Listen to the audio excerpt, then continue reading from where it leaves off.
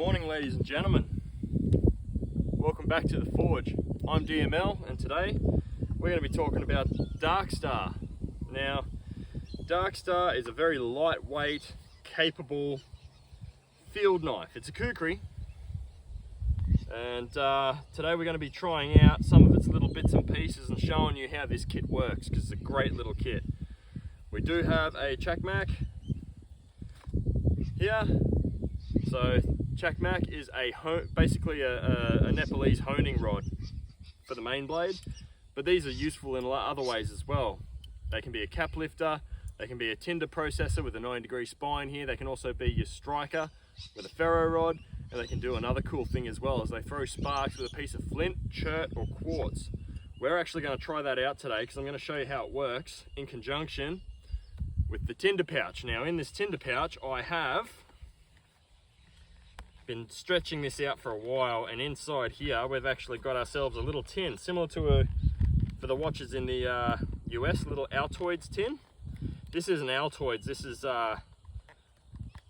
was actually a solid state cologne, but anyway, it doesn't matter. And inside here we have a piece of flint and some char cloth, and we're going to use that. We're going to use that very shortly. But first, we're going to talk about the blade. We're going to put it through its paces, do some chopping and stuff with it. All right. I've already run through the scabbard, and I love this scabbard and the way it's set up. We've already spoken about this in a previous video, so we're going to put that aside and we're going to get straight into the business side of things. I've refined the edge on mine, just so you know. It comes a little bit more obtuse than this, but I know what I like. So we can do it down here, bit of choppy here, and that's easy. I mean, you'd snap this normally anyway. You wouldn't need to cut it, but just so you can see, it'll cut through it with 1 or 2 chops. It's pretty good like that. There you go. Cuts through it. Carving, point of balance being quite high up. Out there, it's actually perfect when you get into this grip for your carving. So there's a number of ways you can carve with a Kukri, but in this way I'm just going to use it like you would with a standard straight blade knife. Alright, and you get your curls like that. You can also cut that a little bit flatter for starters. You can also jam that in your chest and use it like a draw knife. Alright, probably go a bit higher, get out of that triangle of death, as everybody calls it.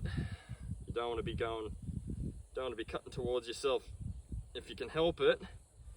Anyway, but in this case we're going to do it as a draw knife. And you can see I'm getting some pretty nice curls. I'm not putting a whole lot of pressure on it, I'm just letting the knife sit on its bevel and just draw it up. Does curls just fine. Alright. This is really springy wood too, so that's where you need a finer edge with springy wood when you're standing it up like that to be able to cut it. Alright, we're going to go to something medium sized, and we'll split that down as well when we're done. Alright, so medium size, here we are. With Kukri, you don't really lay them on a log to chop. You can, not as efficient. You're better off standing them up and using the sweet spot of the edge to do your chopping. I'm going to get down like this. Actually, I'll get on my knees. If this was longer, I'd be standing. But in this case, we'll just go out, and it's just a flick cut. So you lead with the butt, and then right before the point of impact, you flick the wrist. Alright? And this will bite pretty deep. Such a lightweight blade. It's just quick flick cuts and it goes through. You don't have to wail on it with a death grip. Just quick flick cuts. With a fine edge geometry like this one has, it'll just eat through. Alright? Splitting. come over here and we'll do a quick split. Logs come in handy for splitting, but you don't always have that available to you. We do today, but if you don't, there are ways to overcome that. You can just do it in the ground. It'll try, like if you're in soft ground, it'll try and bury itself, but that shouldn't matter too much. But today we're gonna go on the log. Now, there's a couple of ways of splitting with the kukri. One way is just to tap it through like this, and you throw the log and the kukri together into your hard surface, and it splits off. The other way, of course, is batoning. So I'll do that too. I'll just do this to start it, and then we'll just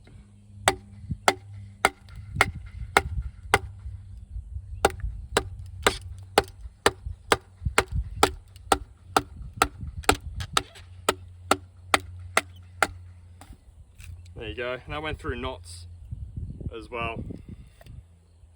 No problem. 5160 spring steel or equivalent is a tough steel, so it'll do it. Not so much for this model in particular, but just in kukri in general. Another way you can carve with them, especially if they've got a cho rather than a choil, is what I call the violin method.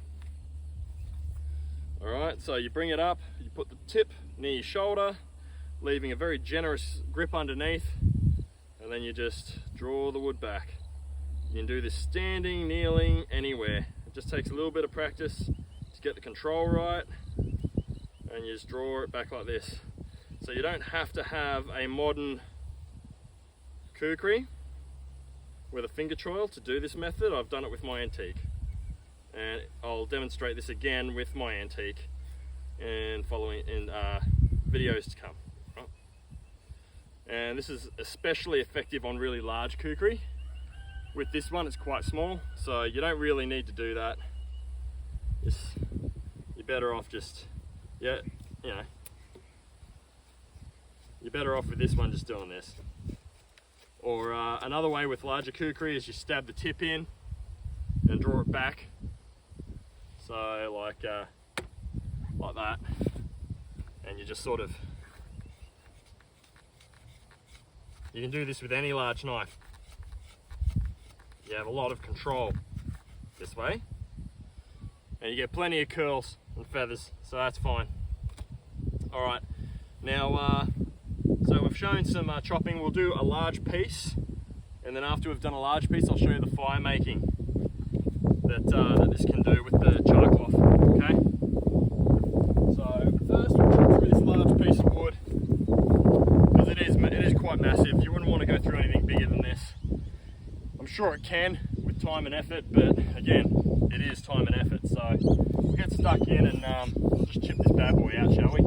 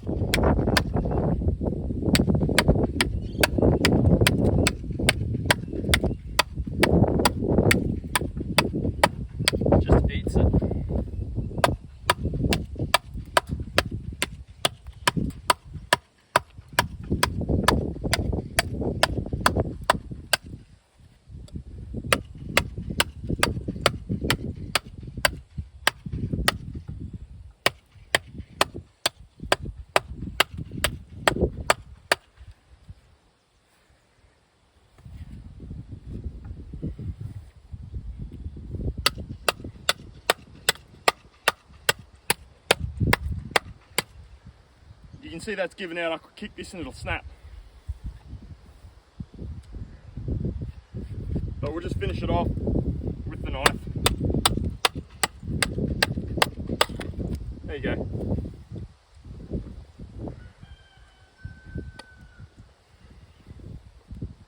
That was a decent size. There was a little bit of shock in the hand, but not a lot. Mostly because it's partial tang. Full tang would have given me a lot more shock in the handle. Alright, so before we do the fire making, checking the edge. You see it shaves without hesitation, which is good. All right, that's enough of that though. What we're going to do now is I'm going to show you how the fire kit works. We're not actually going to start a fire because it's summer in Australia, and although there hasn't been a full-blown fire ban, actually, you know what? Let's just do it. Let's see if we can. It'll take a little longer, a little bit more prep, but that's fine. What I'll do is I'll pause the camera and I'll create a tinder bundle, and we'll come back. We'll do a little fire. Let's pause this. How do I pause it? All right, using the Chuck Mac. We'll get some tinder fuzz.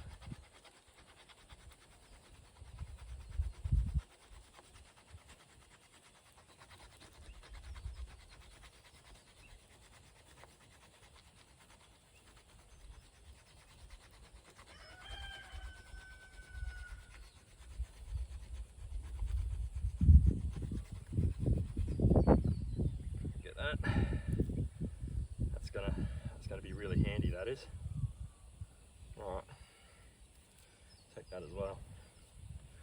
All right, and then something here as well. Can we? Too thin. No, here we go.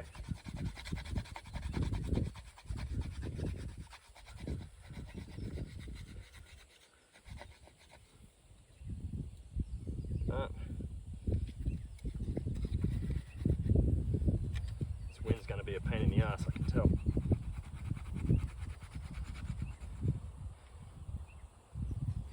That'll do. I reckon we can get an ember going with that and some curls.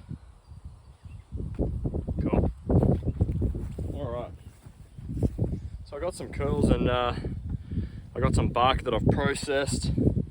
It didn't take long at all to get this processed. It's a little bit damp in some areas, so we'll see how it goes. I just wanted to get this done before it starts raining and show you how it works. So, get our tinder bundle there.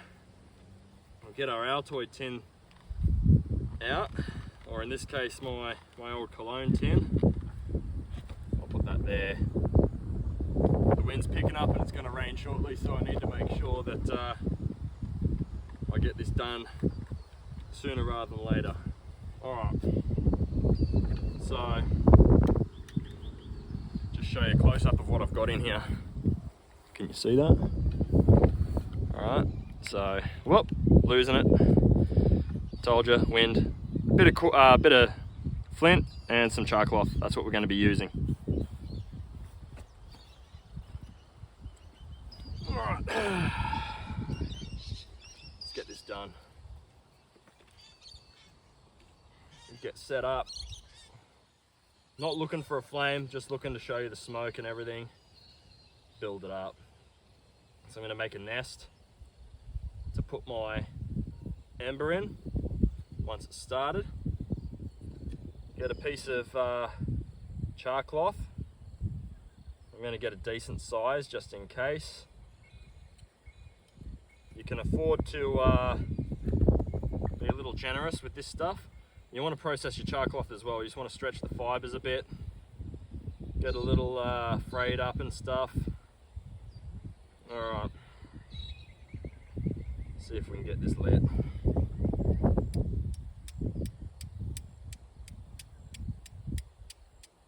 There we go. Oop. Don't want to lose my ember. Once this stuff has an ember, it doesn't really go out unless it gets wet. That gets real hot.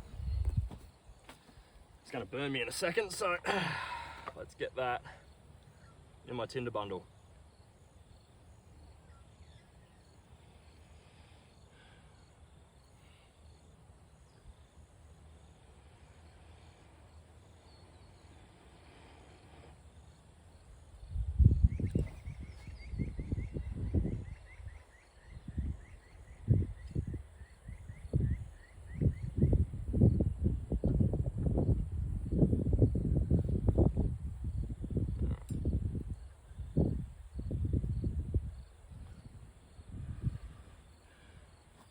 see it's trying to light.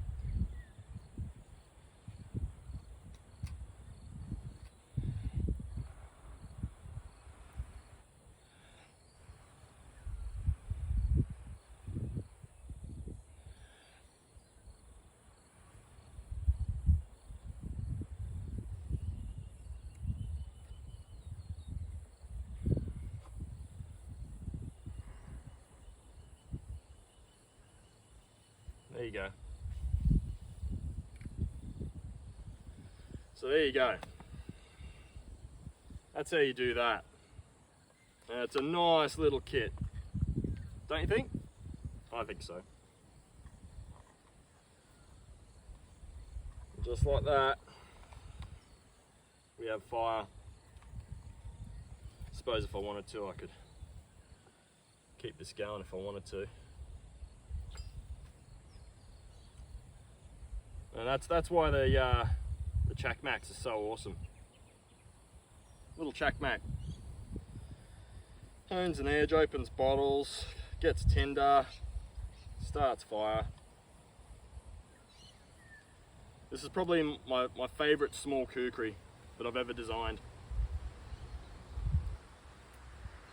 Come on.